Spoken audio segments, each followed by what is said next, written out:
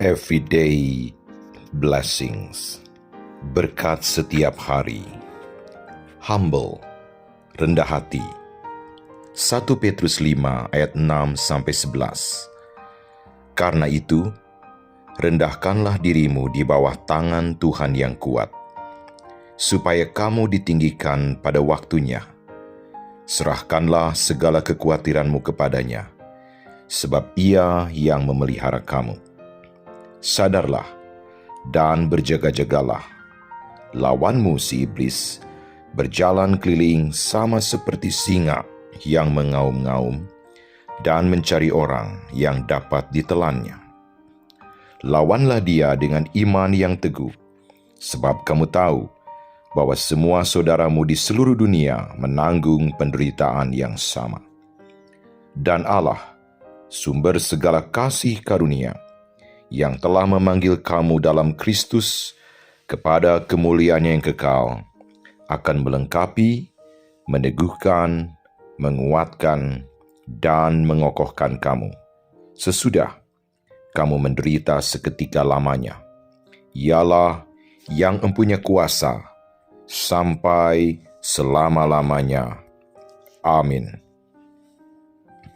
Nas hari ini dalam 1 Petrus 5 ayat 6-11, perihal merendahkan diri kita di bawah tangan Tuhan, menyerahkan segala kekhawatiran kita, memiliki iman yang teguh, serta berjaga-jaga akan setiap godaan yang mungkin datang.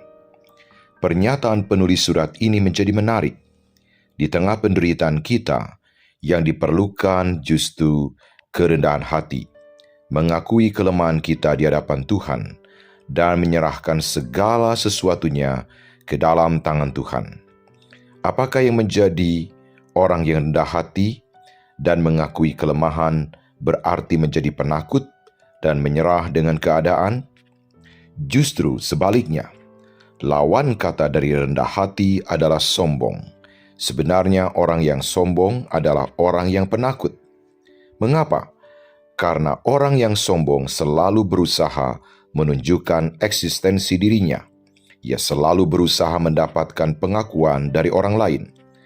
Orang sombong takut bahwa ia tidak mendapatkan pengakuan dari orang-orang di sekitarnya. Maka dari itu, sebelum orang lain mengakuinya, ia lebih dulu menyatakan pengakuan tentang dirinya sendiri di hadapan orang banyak.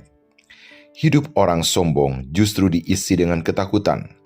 Di sisi yang lain, orang yang rendah hati justru adalah pemberani. Mengapa? Karena dibutuhkan keberanian untuk mengakui kelemahan dan keterbatasannya. Orang yang rendah hati tidak akan mencari pengakuan tentang dirinya sendiri. Orang yang rendah hati menyadari bahwa segala hal yang baik yang ia miliki bukan karena usaha dirinya sendiri. Orang yang rendah hati mengerti bahwa tidak semua hal bisa ia kerjakan sendiri.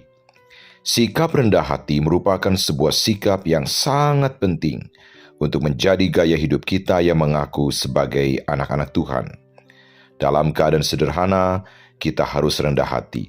Terlebih ketika kita mulai mencicipi kesuksesan dalam hidup, sikap rendah hati harus semakin pula kita perhatikan agar tetap ada dalam hidup kita.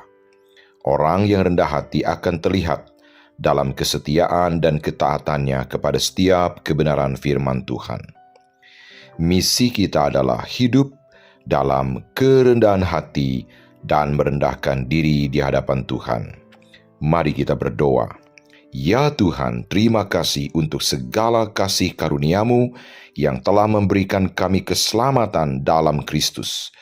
Terima kasih firman-Mu yang melengkapi, meneguhkan, menguatkan, dan mengokohkan kami setiap saat, bahkan dalam penderitaan sekalipun.